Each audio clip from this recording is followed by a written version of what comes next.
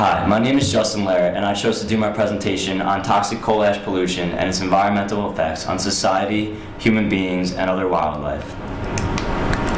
So what exactly is coal ash?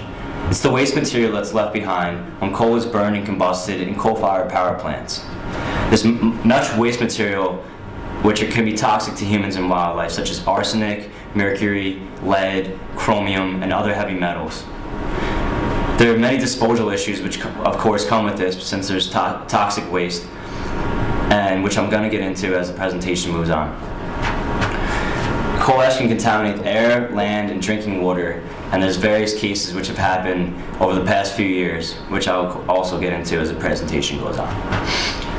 Coal ash contamination can lead to cancer, neurological effects, heart damage, lung disease, birth defects in infants, and various other illnesses. And it's the second largest industrial waste stream behind municipal garbage in the United States. So when it comes to land and air pollution, the Clean Air Act in 1970 really helped to mitigate air pollution because coal ash used to just spew out of smokestacks all over the country. Now when they moved away from air, it kind of went more towards land and land masses to cover up for this. This forced power plants to begin diverting the ash to ponds or lagoons. The EPA estimates in 2010 that there were about 300 coal ash landfills, and about a third of these were unlined, making them more susceptible to waste spills and contaminating local environments. When it comes to water contamination, the EPA estimates that there are 584 lagoons at coal-fired power plants which are used for toxic coal ash dumps. Now, about 2/3 of these lagoons were also unlined, which also makes them susceptible to harming the environment. Environmental scientists argue that any form of storage other than a lined landfill will continue to pose a threat to groundwater and locals around that. In addition to seepage and accidental releases, utilities can legally discharge wastewater from ash ponds into the rivers. So companies are actually legally allowed to do this, and this should be stopped. The first example is in Kingston, Tennessee. This was the largest environmental disaster of its kind in the United States, which happened in 2008.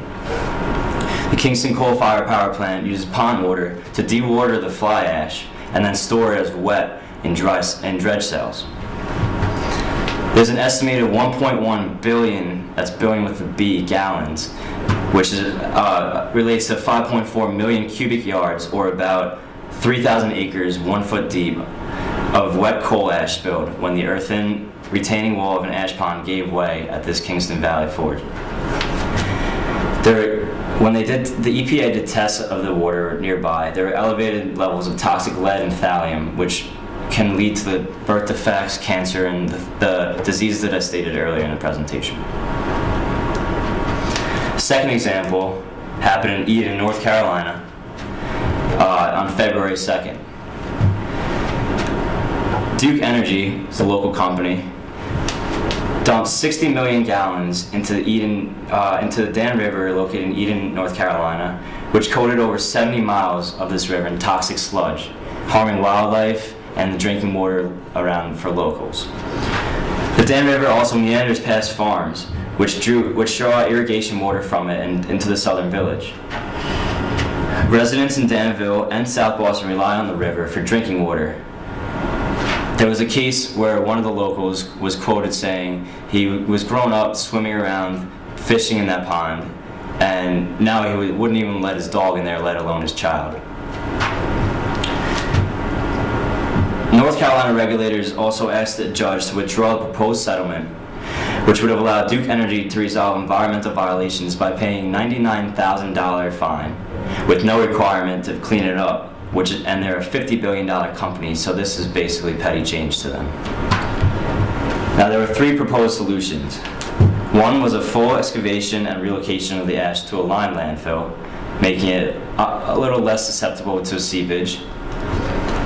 The second proposition was to install a cap that would cover the basins but not include the addition of any lining beneath the ash, so it would still be an unlined landfill. Now the third proposition was to combine the two methods as a hybrid involving partial excavation as well as a capping of the existing basins. But none of these plans have yet been put into place.